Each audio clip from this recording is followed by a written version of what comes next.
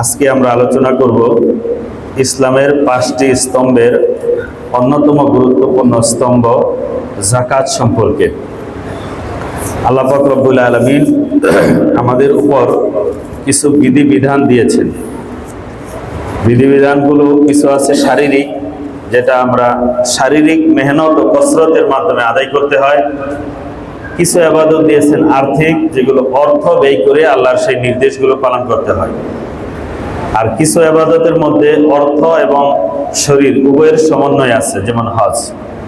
শারীরিক ইবাদত নামাজ, রোজা। আর্থিক ইবাদত যাকাত, কুরবানি, সাদকাতুল ফিতর, অন্যান্য দান। আর হজ হলো যার মধ্যে অর্থ ব্যয় হয়, শারীরিক কষ্ট হবে। তো আল্লাহ পাক রব্বুল আলামিনের ইবাদতগুলোর মধ্যে মালি ইবাদতের শ্রেষ্ঠ ইবাদত যাকাত, আর শারীরিক ইবাদতের মধ্যে শ্রেষ্ঠ এবং প্রধান ইবাদত নামাজ।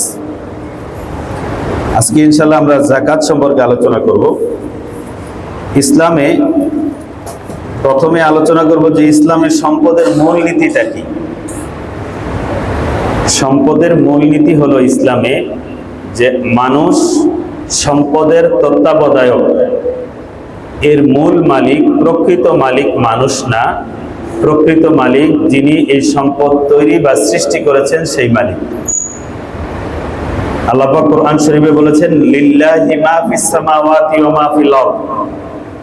এই পৃথিবীতে এবং আকাশে যা কিছু আছে সব কিছুর মালিকানা, একচ্ছত্র ক্ষমতার মালিক, অধিপতি আল্লাহ। আমাদেরকে যে সম্পদ দেওয়া হয়েছে, এমনকি আমাদের যে এই দেহ শরীর দেওয়া হয়েছে, সব কিছুর আমরা সাময়িক মালিক, সাময়িক তত্ত্বাবধায়ক, সাময়িক ম্যানেজার। ম্যানেজার দেখাশোনা করে, নিয়ন্ত্রণ করে, বাট তিনি খুব মূল মালিক না, মালিক আরেকজন। তা আমরা সম্পদের ব্যবহার করতে পারবো, এটা তত্ত্বাবধান করতে পারবো, দুনিয়ায় যতদিন আছি ততদিন এটা আমরা মালিকানা দাবি করতে পারবো। তো মূল মালিক আল্লাহ। অর্জনও করতে হবে তার নির্দেশ মতো, ব্যয়ও করতে হবে তার দেখানো ক্ষেত্র মতো। কুরআনুল কারীমের শুরুতেই সূরাতুল বাকারায় প্রথম পৃষ্ঠা খুললেই দেখবেন আল্লাহ পাক মুত্তাকিনদের পরিচয় বলেছেন, ওয়া মিম্মা রাযাকনাহুম ইউনফিকুন। আমি যা রিজিক দিয়েছি তা থেকে তারা ব্যয় করে। তার মানে রিজিক বা সম্পদ আল্লাহ প্রদত্ত জিনিস, এবং এই দেয়ার মধ্যে আল্লাহ পাক রব্বুল আলামিন এমন এক নীতি অবলম্বন করেন যেটা তার ইচ্ছা। ইয়াবসুতু লিমান ইয়াশা ওয়া ইয়াকদির। যার জন্য চান রিজিককে প্রশস্ত করে দেন, যার জন্য চান রিজিককে সংকুচিত করে দেন। এখানে ব্যক্তিগত কোনো যোগ্যতা ম্যাটার করে না। অনেক শিক্ষিত লোক তার নুন আনতে পান্তা ফুরায়, অনেক মূর্খ লোক সিগনেচার জানে না, অথচ তার সম্পদের অভাব নাই, কত সম্পদ আছে নিজেও জানেন। কাম আকিলিন আকিলিন আয়াত মাযাহিবুহু কাম জাহিলিন জাহিলিন তালকাহু মারযুকা। কবি বলেন যে আমি কত জ্ঞানী লোককে দেখেছি যা তার রুটি রোজগারের জন্য, রুটির ব্যবস্থা করতে তার জীবন চলে যায়, প্রাণ ওষ্ঠাগত হয়ে যায়। কাম জাহিলিন জাহিলিন তালকাহু মারযুকা।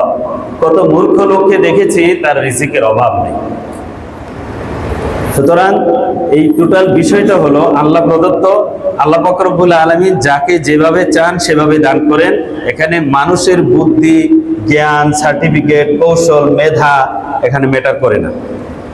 তো ইসলামের সম্পদের মূল কনসেপ্টটা হলো যে মূল মালিক আল্লাহ। আল্লাহ যাকে চান তাকে দেন, যতটুকু চান ততটুকু দেন, এবং এই সম্পদের মানুষ হলো সাময়িক তত্ত্বাবধায়ক। মূল মালিকের নির্দেশ মতো ম্যানেজার যেভাবে খরচ করে, একজন মানুষকেও সেইভাবে আয় বা ব্যয় করতে হবে। এটা হলো সম্পদের মূল কনসেপ্ট। এখন আমরা যাকাত দিব কেন? যাকাত দিব এই জন্য যে আল্লাহ পাকের সাথে আমাদের একটা কমিটমেন্ট হয়েছে, একটা চুক্তি হয়েছে, একটা লেনদেন হয়েছে। সেই লেনদেন এবং চুক্তির কারণে আমরা বাধ্য যে আমাদের এই জীবনকে, আমাদের সম্পদকে সেই মূল মালিকের নির্দেশ মতো ব্যয় করব। আল্লাহ পাক রব্বুল আলামিনের সাথে আমাদের একটা চুক্তি হয়েছে। আল্লাহ পাক বলেছেন, ইন্নাল্লাহা আশতারা মিনাল মুমিনিনা আনফুসাহুম ওয়া আমওয়ালাহুম বিআন্না লাহুমুল জান্নাহ, যে আল্লাহ পাক রব্বুল আলামিন মুমিনের জান এবং মালকে ক্রয় করে নিয়েছেন বিআন্না লাহুমুল জান্নাহ, জান্নাতের বিনিময়ে। আমরা যখন দোকান থেকে সদাই কিনি, তখন 1 কেজি সদাই কিনি, 1 কেজি ডাল কিনলাম কত? 150 টাকা। আমি 150 টাকা তাকে দিলেই তবেই তিনি আমাকে 1 কেজি ডাউল দিবেন। আমি যদি আমার টাকা না দেই তাহলে তিনি কিন্তু তার সদাইটা দিবেন না। তা আল্লাহ বলেছেন, আমি মুমিনের জান এবং মাল নিয়ে নিয়েছি, বিনিময়ে তাকে জান্নাত দিয়েছি। সুতরাং আমাদের এই জীবন, আমাদের এই সম্পদ আল্লাহর সাথে বিক্রি হয়ে গেছে, লেনদেন হয়ে গেছে জান্নাতের বিনিময়ে। আমরা রাজি হয়েছি জান্নাত নিব, এবং আল্লাহ পাক রব্বুল আলামিন রাজি হয়েছেন যে তিনি আমাদের কাছ থেকে আমাদের জীবন এবং সম্পদ নেবেন। তবে আল্লাহ মেহেরবান, আল্লাহ চাইলে আমাদের জীবনের পুরাটাই নিতে পারতেন, বলতে পারতেন তোমার কোনো কাজ নাই, তুমি সেজদায় পড়ে থাকবে, অন্য কোনো কাজে যাওয়া যাবে না, মসজিদে পড়ে থাকবে। কিন্তু আল্লাহ মেহেরবান সেটা করেননি। আল্লাহ নির্দিষ্ট কিছু জায়গায় তার হুকুম পালনের নির্দেশ দিয়ে বাকি সময় আমাদেরকে স্বাধীন, ইন্ডিপেন্ডেন্ট করে দিয়েছেন, স্বাধীন করে দিয়েছেন, তোমরা তোমাদের মতো করো। তবে চিন্তাটা রাখবা আল্লাহর হুকুম যেন সামনে থাকে। সম্পদের ক্ষেত্রেও তাই, আল্লাহ চাইলে বলতে পারতেন যে যা সম্পদ আছে তোমার খাওয়া দাওয়া শেষে, মাস শেষে ব্যালেন্সের 100% দিয়ে দিতে হবে, সেটা আল্লাহ বলতে পারতেন। কিন্তু তা না করে বলেছেন যে মাত্র 2.5%, মাত্র 2.5% দিবা, তুমি শতকরা 2.5 টাকা দিবা, আর 97.5 টাকা আবার তুমি নিয়ে নিবা। কুরবানির ক্ষেত্রে দেখেন আল্লাহ পাক রব্বুল আলামিন আগের জামানার নবীদের ক্ষেত্রে কুরবানি করলে কুরবানির কোনো গোশত খাওয়া যেত না, কিন্তু আল্লাহ আমাদেরকে কুরবানি আবার কবুল করে নিচ্ছেন, আবার টোটাল গোশতটা আমাদেরকে দিয়ে দিচ্ছেন। এটা আল্লাহর মেহেরবানি। আল্লাহ বলেছেন, লা ইয়ানালাল্লাহু লুহুমুহা ওয়ালা দিমাউহা ওয়ালাকিন ইয়ানালুহুত তাকওয়া মিনকুম। আল্লাহর কাছে গোশত, রক্ত, পশুর কিছুই পৌঁছে না, তোমাদের অন্তরে যে তাকওয়া, যে আল্লাহর জন্য করেছো কিনা, এই জিনিসটি আল্লাহর কাছে পৌঁছে। তো আমরা পেলাম যে সম্পদের মূল কনসেপ্ট হলো মূল মালিক আল্লাহ, আমরা তত্ত্বাবধায়ক। এবং আমরা কেন দিব যাকাত? কারণ আল্লাহর সাথে আমাদের একটা কমিটমেন্ট, চুক্তি হয়েছে, আমরা আমাদের জীবন এবং সম্পদ আল্লাহর জন্য দিব, আল্লাহ বিনিময়ে আমাদেরকে জান্নাত দিবেন। যেহেতু আল্লাহর সাথে এই বন্দিগি, এই দাসত্বের চুক্তি আমরা করেছি, এই চুক্তির কারণে আমরা বাধ্য আল্লাহর হুকুম মতো আমরা আমাদের সম্পদকে দিব। এখানে কোনো কিন্তু বা চৌচারা নাই।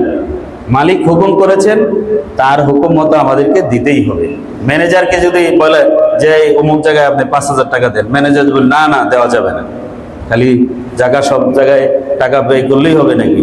করেন মালিকের উল্টা যদি সে মাতবরি করে, এই ম্যানেজার রাখবে? বলো যে তুমি আউট, আমার হুকুম মতো আমারটা করো না, তুমি মাতবরি করো, এত মাতবর লাগবে না। তো জাকাত এই নাম রেখেছেন, জাকাত শব্দের অর্থ কি জানেন? পবিত্রতা। আরেক অর্থ হলো বৃদ্ধি। জাকাত দিলে মাল পবিত্র হয়।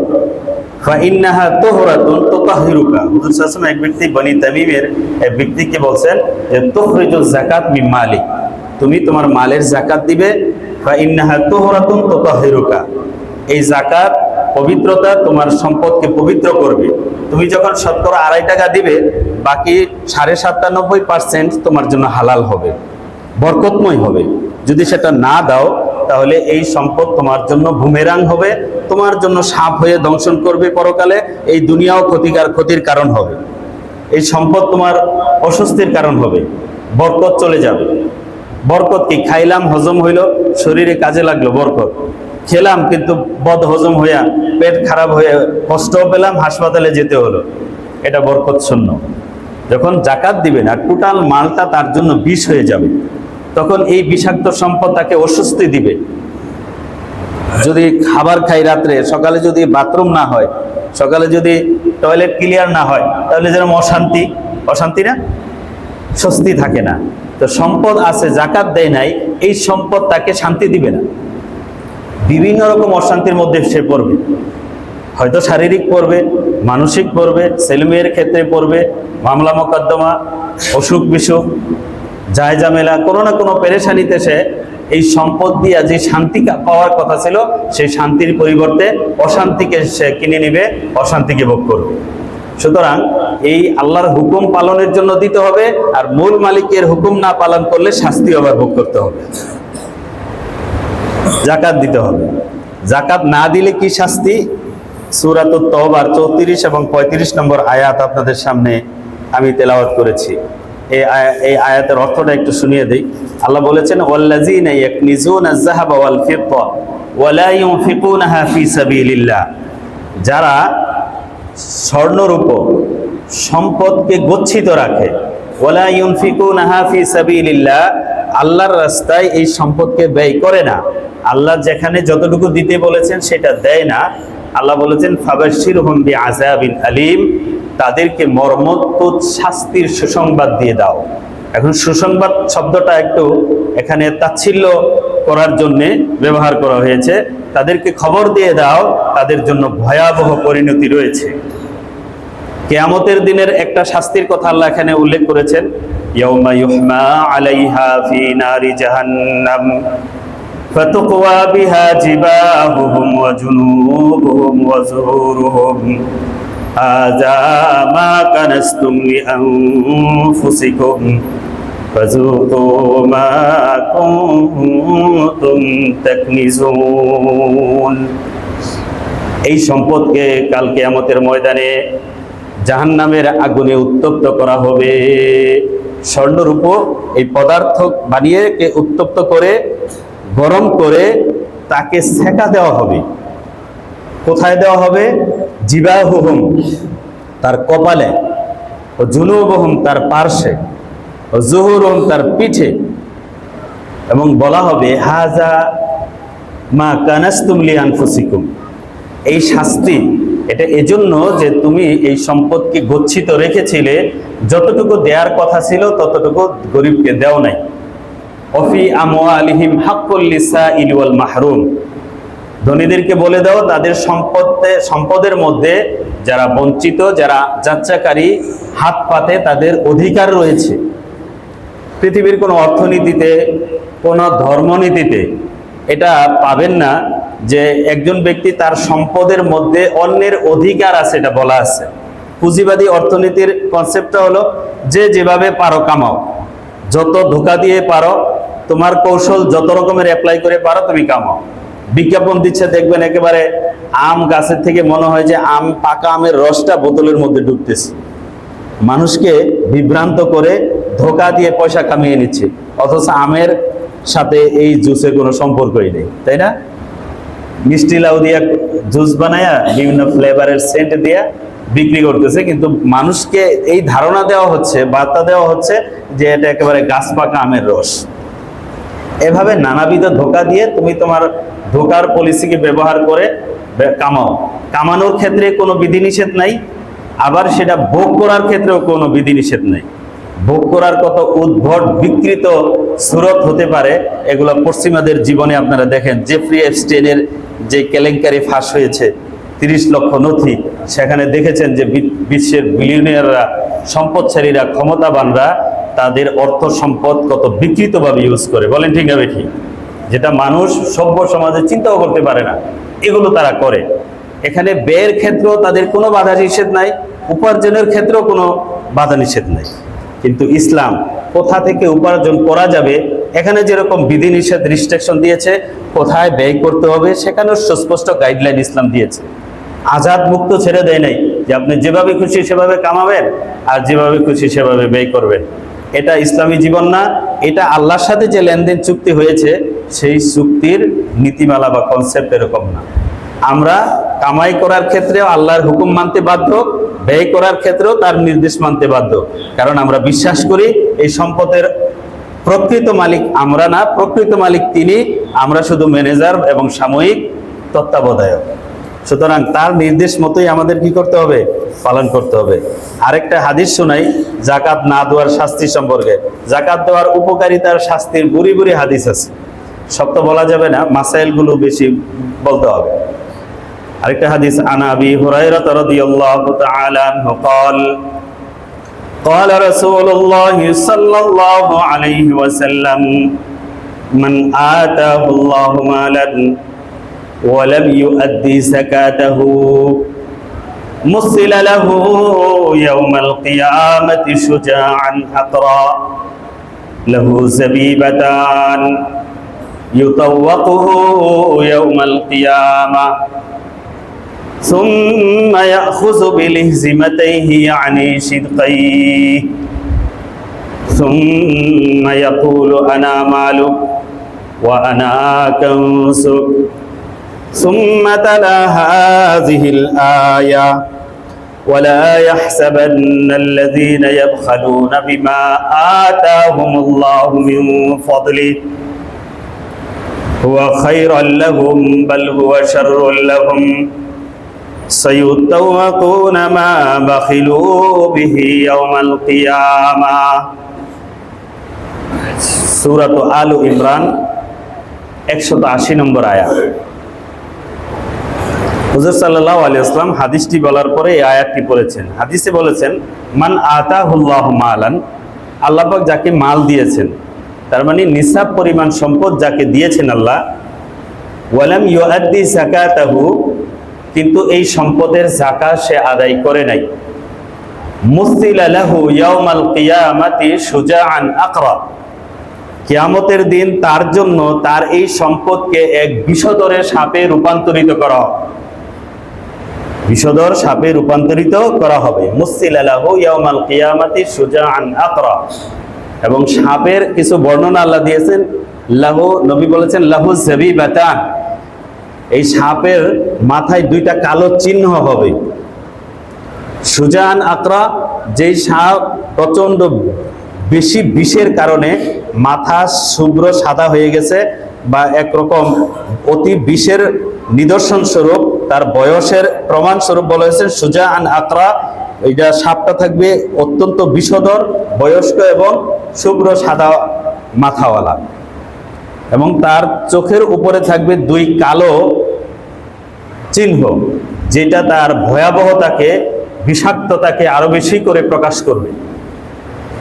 ইউতাওয়াকুহু ইয়াউমাল কিয়ামা, কিয়ামতের দিন ওই সাপকে তার গলায় পেঁচিয়ে দেওয়া হবে, সাপকে পেঁচিয়ে দেওয়া হবে। সুম্মা ইয়াখুযু বিলিহজিমাতাইহি ইয়ানি শিদকাইহি, ওই সাপ চোয়ালের মধ্যে কামড় দিয়ে ধরবে, কামড় দিয়ে ধরে সাপ বলবে নিজেই, সুম্মা ইয়াকুলু আনা মালুক আনা কানজুক, আমি তোমার সম্পদ, আমি তোমার গচ্ছিত অর্থ, গচ্ছিত সম্পদ যেগুলো জমা করে রেখেছিলে, আমি সেই সম্পদ আজকে তোমাকে দংশন করছি। বলে নিজের সন্তান যদি নিজেকে কষ্ট দেয়, এই কষ্টের পরিমাণ কোনো তুলনা হয় দুনিয়ার কোনো কষ্টের সাথে?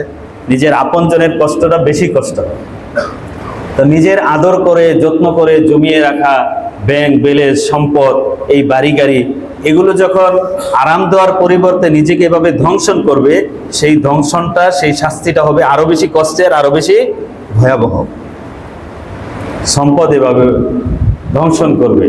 হুজুর সাল্লাল্লাহু আলাইহি ওয়াসাল্লাম এই হাদিস বর্ণনা করার পরে এই সূরা আল ইমরানের 180 নম্বর আয়াতটি পড়েছেন এবং বুঝিয়েছেন, ওয়ালা ইয়াহসাবান্নাল্লাযীনা ইয়াবখালুনা বিমা আতাহুমুল্লাহু মিন ফাদলিহি ওয়া খায়রাল লাহুম, আল্লাহ অনুগ্রহ করে যাদেরকে সম্পদ দিয়েছেন আর ওই সম্পদ দিয়ে সে কৃপণতা করছে, বখালতি করছে, প্রয়োজনীয় জায়গায় সে দিচ্ছে না, এটা যেন তার জন্য কল্যাণকর হবে, ভালো হচ্ছে, এটা যেন সে মনে না করে। ওয়ালা ইয়াহসাবান্নাল্লাযীনা ইয়াবখালুন, বখিলরা যেন এটা মনে না করে যে এটা তার জন্য ভালো। বাল হুয়া শাররুল লাহুম, বরং এটা তার জন্য বড় ভয়াবহ পরিণতি ডেকে নিয়ে আসবে, বড় ক্ষতি এবং অকল্যাণ নিয়ে আসবে। সেটা যেমনি ভাবে দুনিয়ায়, তেমনি ভাবে আখিরাতে। সায়ুতাওয়াকুনা মা বাখিলু বিহি ইয়াউমাল কিয়ামা, কিয়ামতের দিন আল্লাহ পাক রব্বুল আলামিন এই সম্পদকে সাপ বানিয়ে তার গলায় পেঁচিয়ে দিবেন। এটা হাদিসেও বলা হয়েছে, এখানে আবার এই আয়াতেও বলা হয়েছে, ওয়ালিল্লাহি মিরাসুস সামাওয়াতি ওয়াল আরদ, এই পৃথিবী এবং জমিনের উত্তরাধিকারী মূল মালিক আল্লাহ। তার থেকে তোমরা পেয়েছিলে অনুগ্রহ স্বরূপ, সেটা ছিল তোমার জন্য পরীক্ষা। সেই পরীক্ষায় তুমি ফেল করেছো, সম্পদ তোমার মনে করেছো, মালিকের মনে করো নাই, তার নির্দেশ মতো দেয়ও নাই। আজকে তার ভয়াবহ শাস্তি গ্রহণ করো। আল্লাহু বিমা তা'মালুনা খাবীর, আল্লাহ জানেন তোমরা কি করছো, সবকিছু তিনি খবর রাখছেন এবং সেই অনুযায়ী তোমাদেরকে পরিণতি ভোগ করতে হবে। এরকম অসংখ্য আয়াত হাদিস তো আছেই। ফাজাইল বললে শুধু হবে না, এটা এখন জাকাতটা দিতে হবে কিভাবে এটা আমাদেরকে বোঝা দরকার। দেখেন, দুনিয়ার মধ্যে সম্পদ সীমিত, চাহিদা অসীম। আখেরাতে হবে বিপরীত। আখেরাতে সম্পদ অসীম, চাহিদা মানুষের থাকবে সীমিত। চাহিদা কত মানুষ ভোগ করবে? সম্পদের অভাব নেই। দুনিয়াতে চাহিদা বেশি, সম্পদ কম থাকার কারণে বুঝে শুনে খরচ করতে হয়। আমার চাহিদা আছে অনেক, প্রয়োজন অনেক, কিন্তু আমার আয় কম। আমি চাইলেই আমার সব ইচ্ছা পূরণ করতে পারবো না। সেখানে প্রায়োরিটি দিয়ে যেটা অগ্রাধিকার, যেটা বেশি এসেন্সিয়াল সেটাকে গ্রহণ করতে হয়। ইচ্ছায় অনিচ্ছায় অনেক কিছু ছাড় দিতে হয়, কাটছাট করতে হয়। এভাবেই আমাদের জীবন চলে, তাই না? কিন্তু পরকালে ওয়ালাকুম ফিহা মা তাশতাহি আনফুসুকুম, তোমাদের মন যা চাই তাই আছে। মানুষের মন কত চাবে তার চেয়ে বেশি আছে। এজন্য সেখানে কোনো অর্থনীতি নাই, পরিকল্পনা নাই, সেখানে হিসাবের কোনো নিয়ম কারণ নেই। এখানে আয় ব্যয়ের নিয়ম কারণ আছে, কারণ সম্পদ আমার সীমিত, রিস্ক মাকসুম, ওয়াল হারিস মাহরুম। দুনিয়া লিমিটেড, বন্টিত। আখেরাত হল আনলিমিটেড, যে যত নিতে পারে। এজন্য সেখানে জান্নাতে অর্থনীতি লাগবে না, কারণ তোমার চাহিদার চেয়ে বেশি আছে, তুমি নাও যখন খুশি খরচ করো, হিসাব নিকাশের প্রয়োজন নেই। অর্থনীতি এই জন্যই প্রয়োজন যে আমি সম্পদ কোন জায়গায় অর্জন করলে সহজে ভালো পাবো, আবার কোথায় ব্যয় করব, ব্যয়ের ক্ষেত্রে প্রায়োরিটি কোনটাকে আগে দিব, কোনটাকে পরে নিব। এই জন্য অর্থনীতি, এই জন্য বাজেট, এই জন্য পরিকল্পনা, এই জন্য সবকিছু। এইগুলো দুনিয়ায় লাগে, পরকালে লাগবে না, কারণ সেখানে চাহিদার চেয়ে সম্পদের অফুরন্ত সম্ভার আছে, এই জন্য লাগবে না। এখন আমাদের এখানে আল্লাহ পাক রব্বুল আলামিন কার উপর যাকাত দিতে হবে, ওই ব্যক্তির কিছু ক্রাইটেরিয়া দিয়েছেন।